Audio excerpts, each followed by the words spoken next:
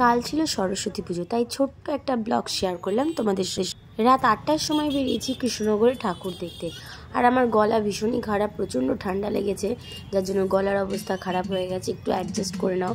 আর কৃষ্ণনগরে দেখো এত ভিড়, মানে ভাবা যায় না যে এটা সরস্বতী পুজো, মনে হচ্ছে কোনো দুর্গা পুজো বা জগদ্ধাত্রী পুজো লেগেছে কৃষ্ণনগরে। আর প্যান্ডেল দেখো, মানে সরস্বতী পুজোর প্যান্ডেল, লাইটিং লাগিয়েছে এত সুন্দর।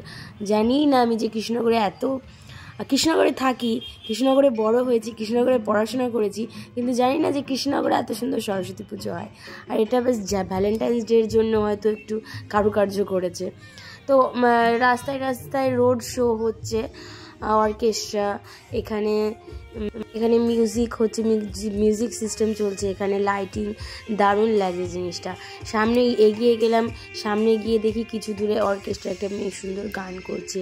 তো এইভাবে এগিয়ে গেলাম।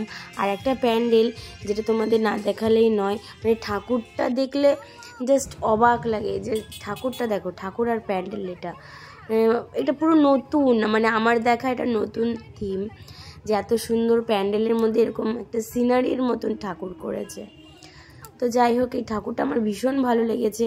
ঠাকুরটা দেখে, এই যে একটা ঠাকুর জগদ্ধাত্রী ঠাকুরের মতন করেছে সরস্বতী মাকে, তো এই ঠাকুরটা দেখে আমরা শেষ করেছি। এখানে আমার মেয়ে আর কিছু খাওয়া দাওয়া করে নিলাম। আমার মেয়ে খেলো চিকেন টিক্কা পিৎজা, আর আমি খেলাম হচ্ছে চিকেন প্যাটিস।